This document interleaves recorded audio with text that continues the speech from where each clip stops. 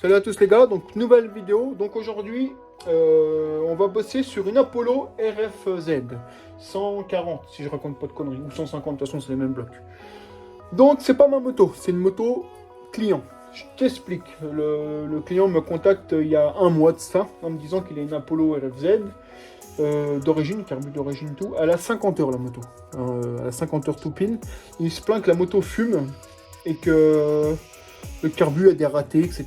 Donc le client souhaite la refaire avant la vente, elle sera mise en vente. Franchement, elle est très propre, hein, c'est juste que faut faire une révision. Donc il m'a demandé ce qu'il fallait faire dessus. Je lui ai dit, moi, le mieux, ce serait de repartir sur un piston neuf complet, joint de queue de soupape, et la pose d'un carbu PWK, comme ça, lui, sera tranquille pour la vente et tout.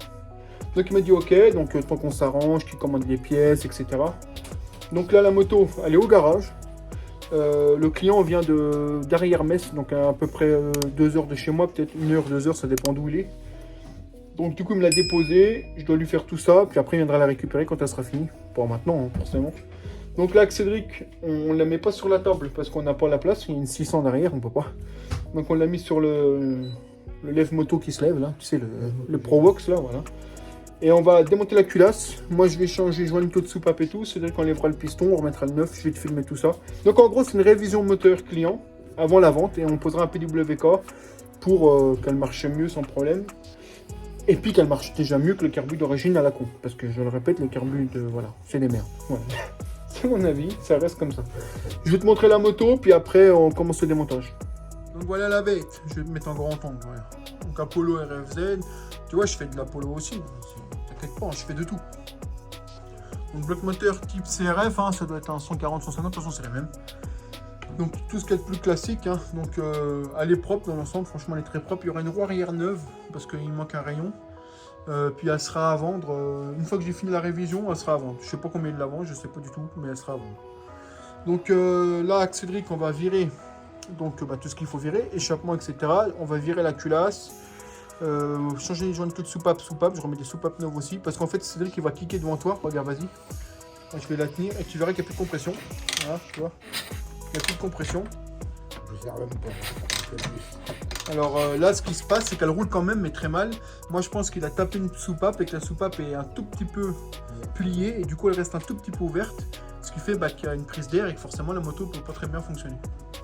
Donc là, on enlève l'échappement, culasse, on s'occupe de ça. On remet un piston neuf, joint neuf. Une fois que tout ça c'est fait, on remonte le PWK et on ira lui régler. Tout simplement. Allez. Donc là, on démonte. Je te conseille de la vidanger comme d'hab. Hein. Et pour démonter, nous on va se mettre au point mort et tout, mais tu n'es pas obligé puisque tu vas remonter tout toi-même, tu n'es pas obligé. Donc c'est parti. Donc première étape, vidange moteur. Ensuite, on enlève échappement, carbu, enfin bref, t'as compris. Donc on y va. Je te reprends quand on a un peu désossé tout ça. C'est parti. Donc nous revoilà les gars. Donc je vous filme pas tout hein, parce que bon, à force on connaît. Donc là on a enlevé admission complète, on a enlevé les caches culbut. Moi j'ai enlevé la vis là pour enlever le cache derrière, je vais aller te montrer. On a enlevé le carbu, on a enlevé l'échappement comme tu le vois. De l'autre côté, tu m'excuses, j'ai le dos défoncé. Hein. Quand tu commences à être vieux, c'est ce qui se passe. Donc là on s'est mis repère T, aligné ici. Ben bon, moi je le fais, moi j'en ai même pas besoin parce qu'on va tout enlever de toute façon. Repère T à l'allumage. Le petit point aligné ici, donc là tu es au point Moreau. On va venir maintenant enlever ici les 3 vis là pour enlever la couronne de distri. Ensuite on va venir enlever cette petite vis là, les 4 ici, enlever le cache, on pourra enlever la culasse. Franchement il n'y a rien de très compliqué là-dedans. Ensuite on viendra enlever la roulette ici, on enlèvera le cylindre en enlevant cette vis là qui est là. Tout ça tu peux le retrouver sur ma chaîne déjà, donc là je te montre pas tout, le plus important c'est que je te montrerai l'état de la culasse, etc. Donc allez, c'est parti. Donc là, on enlève les 3 là, on enlève la couronne, la chaîne, après on enlève les 4 ici et on dégage la culasse. Tout simplement. Allez, c'est parti, on y va. Bon, me revoilà les gars. Donc la culasse, elle est enlevée. La culasse est dans mes mains. Donc on a un peu d'huile, machin, on s'en fout. Donc on voit qu'il y a plein de calamine. Hein. C'est bien calaminé. Hein. Je sais pas comment je peux te montrer ça, mais je vais te montrer ça. Ne t'inquiète pas. On est entier, nous. On a des lampes Park Size qui servent à rien, la preuve, j'arrive pas à t'éclairer. Donc, c'est calaminé, tu vois bien. Là, tout de suite, à l'immédiat, je vois pas s'il y a une soupape un peu pliée parce que c'est trop de calamine. Je pense que celle-ci est un peu ouverte, celle-ci. Dans tous les cas, ce qu'on va faire, c'est qu'on va démonter la culasse complète. Donc on va en virer les culbus, machin, pour changer les joints de queue de soupape et les soupapes. Tout est là. Donc les joints de queue de soupape et les soupapes. Donc là, dans les médias, on va venir enlever ce cache-là, ça là, pas ça, hein, le cache complet. Ensuite, comme d'hab, hein, comme tu as vu dans mon tuto culasse, j'ai fait un tuto culasse comme ça. Tu me vois la démonter, la remonter complète. Donc après, on va venir enlever les axes et tout le machin, et puis on va tout changer. Donc je te reprends, je prépare ce qu'il me faut et je te reprends. Ok? Tu restes, hein? Tu t'en vas pas. Hein. Donc là, je t'ai posé comme ça. On a enlevé le petit cache. Maintenant, ce qu'on va faire, c'est que tu prends. Je t'ai expliqué qu'il y avait un axe dedans qui se vissait. Donc hop, tu mets comme ça. Tu visses. Là, parce que là, tu me suis. Ensuite, tu tires. Tu tires l'axe comme ça. Ce qui se passe, c'est que en faisant ça, regarde ce que tu peux faire après. Là, t'enlèves l'autre, ça serait bien aussi. Là, tu fais comme ça, hop. Et voilà, ça s'enlève tout doucement. Donc tu mélanges pas. Moi, j'aime pas les mélanger. Donc là, on sait que c'est quota de mission. Donc je vais le mettre ici. Après, tu fais pareil sur l'autre, hop. Tu visses. Tu tires l'axe. Tu prends ton machin qui est là. Tu l'enlèves. Tu fais gaffe, il y a cette pièce. Cette pièce-là, elle se met comme ça. Tu vois, le petit...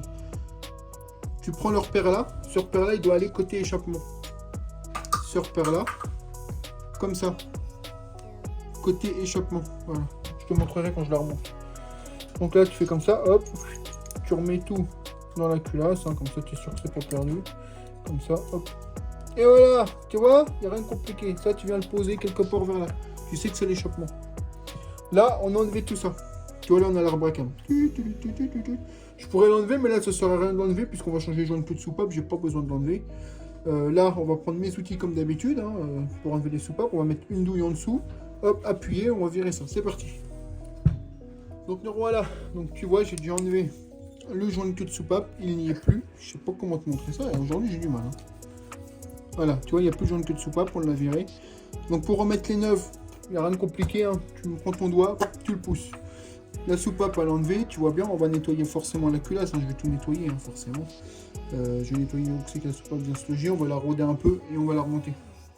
Donc là, je fais l'autre côté et je te reprends quand elle est complètement démontée. Donc nous voilà les gars. Donc la culasse est nettoyée. Hein. Donc j'en ai le poudre de la calamine, etc. C'est propre. On va pouvoir remonter les joints de queue de soupape neufs, les soupapes, etc. et les rôder. Donc les joints de queue de soupape, c'est pas compliqué. Tout est là, hop. Les joints de queue de soupape neufs, ils sont là. Un petit peu d'huile et tu le pousses avec le doigt.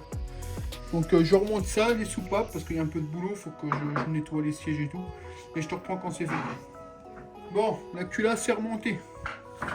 Donc on a mis une soupape neuve, l'autre qu'il a acheté n'allait pas. Donc je vais décaper la sienne complète, heureusement celle-ci elle avait rien. Je vais décaper complète et je vais remonter. Donc la culasse c'est bon, on n'est pas là pour la faire briller à neuf, hein. L'essentiel c'est qu'elle soit propre, nettoyée, etc. Donc ça c'est ok. Maintenant on va remonter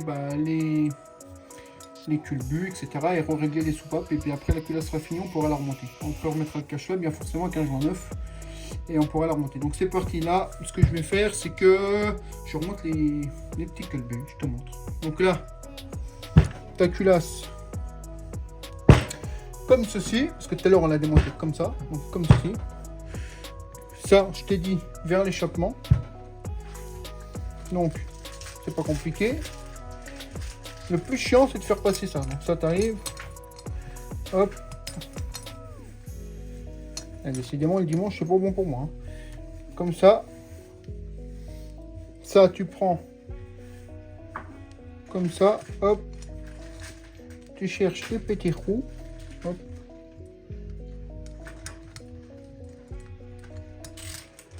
Voilà. On y était là. On y était, on y était, on y est plus. On y était, on y est plus, on y était. Voilà. Je vais prendre ma vis, ma clé, parce que je l'ai plus. Je sais pas aller où. Donc maintenant, la culasse elle est remontée. Tu vois, les soupapes sont remontées. On a remonté ça avec un joint neuf, bien évidemment. On a tout remonté. Donc comme je t'avais dit, hein, tu fais bien attention à ça. Donc là, il nous reste à régler les soupapes. Donc 0,05 à l'ennemi, 0,07 à l'échappement pour moi. Certains mettent plus, d'autres moins. Moi, j'ai toujours mis ça et ça restera comme ça. Après, tu fais comme tu veux. Hein. C'est toi qui décides, t'es chez toi. 0,05 et 0,05, elle est là. Et 0,07. Donc 0,05. Voilà. Désolé. Désolé. Ça arrive, des fois, je perds le contrôle de moi-même. Hop. On range tout ce qui nous sert à rien. Hop là. Et on garde ce qui nous intéresse, c'est-à-dire 005, 007. Donc, échappement 00. Combien je t'ai dit? Tu te rappelles plus? Maintenant, t'écoutes pas. 007. 007. Donc là, clairement, on peut en mettre 0,18, 1000. Là, ça passe de tous les côtés. Donc là, on n'est pas bon. Donc on vient resserrer un petit peu. Hop. Hop.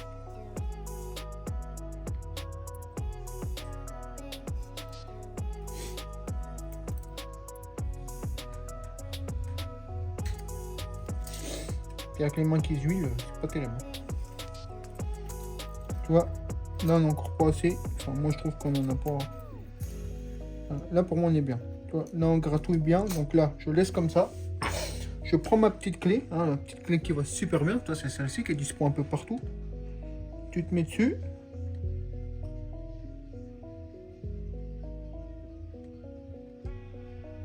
Donc on le veut rentrer.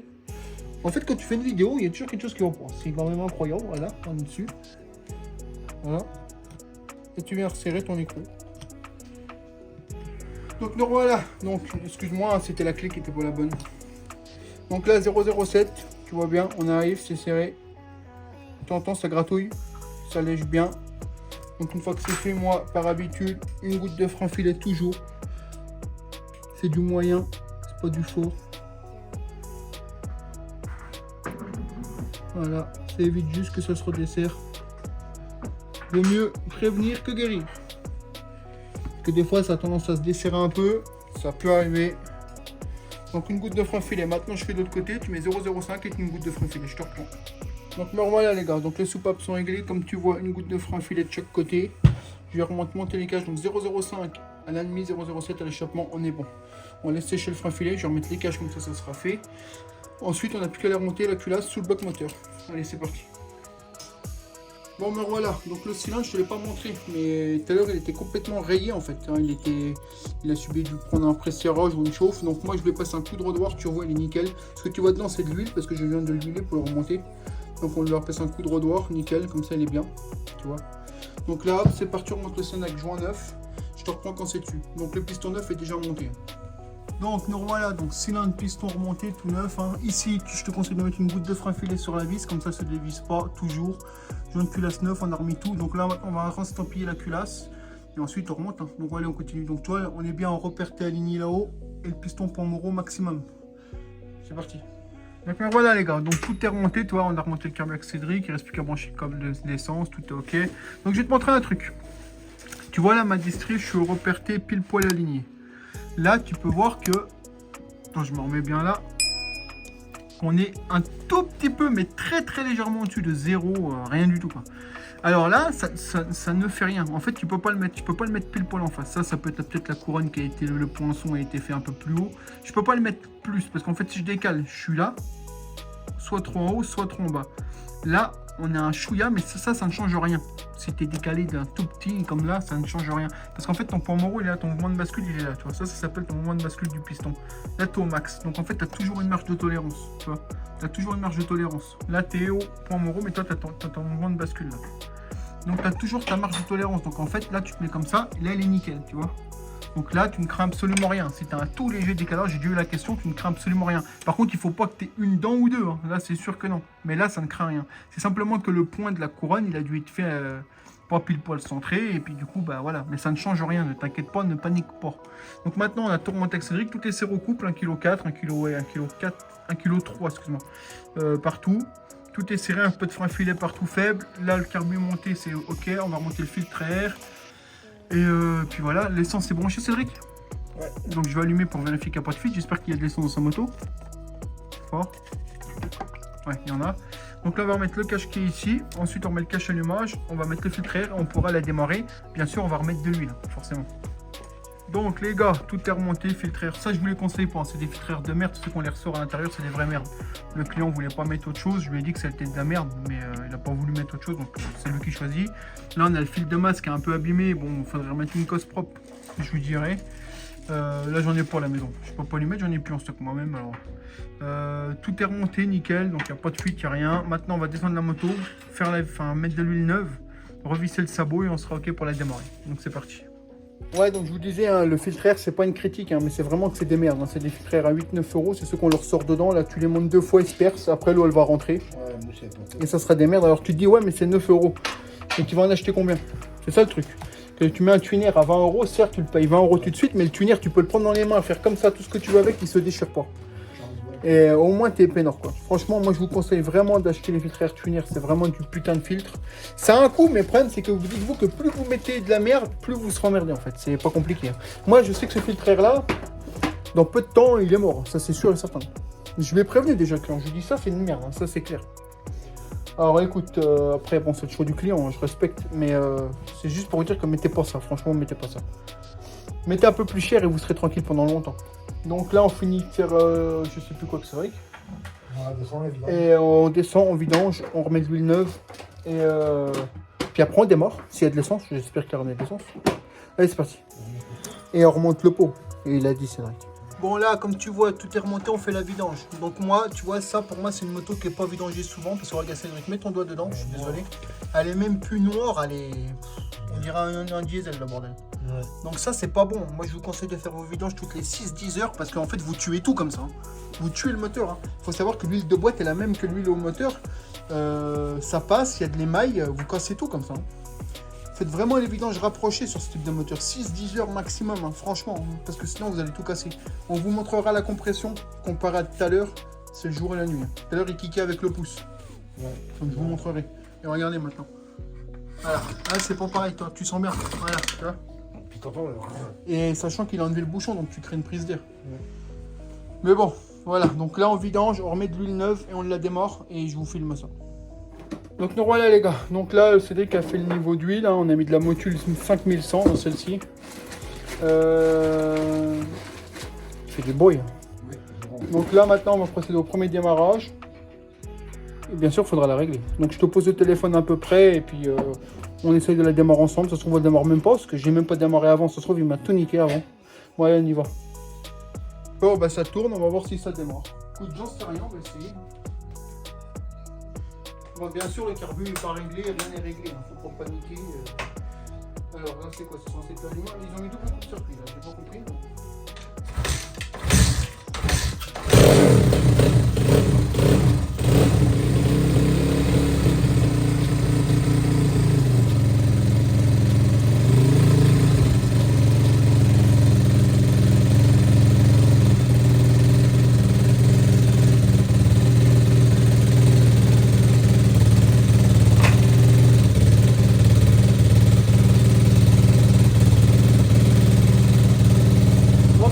C'est le bruit d'une Apollo quoi. Moi je suis pas fan mais bon. Sinon elle tourne bien, t'entends bien que le moteur il fait pas de bruit bizarre. Le moteur fait aucun bruit bizarre, elle est nickel. Ce que t'entends bah, c'est la cartouche, hein. Ça fait des bruits de merde. Donc là on va la laisser tourner un peu et puis après on essaiera, il faudra la régler.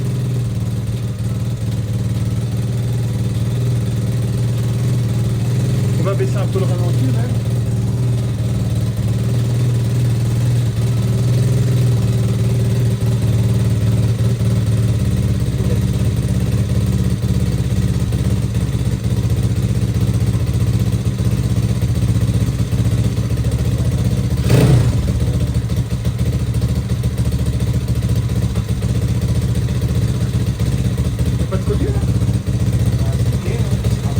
En fait on a une fuite à la cartouche, mais ça c'est la ligne d'origine de la moto, hein. C'est une vraie merde. Je vais te montrer. Ici là, ça fuit à mort. Ici là, ça fuit à mort.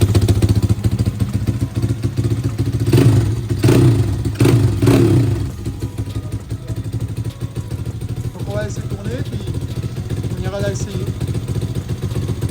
Moi je te montre. Elle est dehors, elle tourne, elle fume plus rien, nickel. J'étais l'essayer vite fait, hein, il reste à la régler. Et voilà, donc ça tourne. Moi je règle toujours le ralenti bas, il y en a qui aiment bien le ralenti haut, moi j'aime bien quand il est bas, après ça c'est les goûts de chacun. Le client pourra lui leur toucher s'il veut plus haut. Ah, je suis pas fan du bruit, hein, le bruit est dégueulasse. Mais elle tourne au rond, il n'y a pas de bruit moteur, il n'y a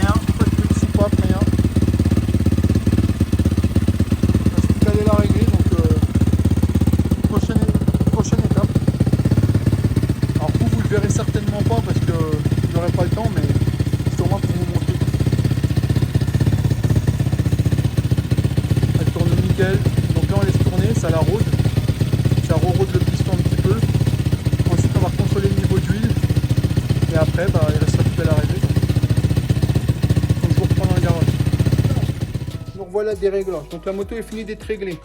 Donc on a mis 115, 35 et l'aiguille au 3e cran avec la vis d'air à 2 tours. Au début on était 115, 35 avec l'aiguille au 2e cran, ça n'allait pas, elle avait des trous en bas. Et là on l'a remis nickel, elle est un tout petit peu plus riche sur le bas, elle est parfaite. Par contre, je reviens sur un point. Quand vous m'emmenez des motos clients, je dis ça pour ceux qui m'emmènent des motos, hein, mettez le plein dedans, s'il vous plaît. Parce que là, je suis parti en essai, on est parti avec Cédric et tout. On a chargé la voiture et tout, pris les outils. On est parti en essai, on a fait les réglages. Et heureusement, on est tombé en panne d'essence à la fin des réglages. Mais la moto était vide, il n'y avait rien dedans. S'il vous plaît, quand vous m'emmenez une moto, mettez de l'essence dedans. Parce que moi, là, on est dimanche, j'ai pas de station, je suis en pleine campagne, donc c'est le bordel. La seule essence que j'ai chez moi, c'est du 2 temps, donc du mélange. Donc on peut le mettre dedans pour dépanner, mais j'aime bien mettre l'essence qu'il faut, quoi. Donc s'il vous plaît, mettez l'essence. Sinon là, la moto est finie, elle fonctionne parfaitement. Elle a même récupéré de la gouache, hein, forcément de la compression. Carmu PWK à portée du couple. Elle est terminée. Le client va la rechercher le week-end prochain. Puis voilà, donc 115, 35, aiguille au 3e cran, vis d'air à 2 tours. Sur celle-ci, c'est un 150 type CRF, toute d'origine. Voilà. Donc voilà, moto terminée, elle est à régler un tout petit peu plus riche sur le bas régime, comme ça elle ne la cassera pas. Et on est bon, tout simplement. Bon bah écoute, pour moi c'est terminé là, cette moto. T'as pas vu les essais parce que j'ai pas pris la GoPro, tu m'excuses, mais c'est pas grave. Hein. C'était pour te faire une vidéo tout simplement. Donc n'oublie pas que si tu veux savoir comment démonter et remonter une culasse, il y a le tuto dispo, il y a tout est dispo. Bon écoute, je te dis merci, je te dis à bientôt pour la prochaine vidéo. Ciao, bye.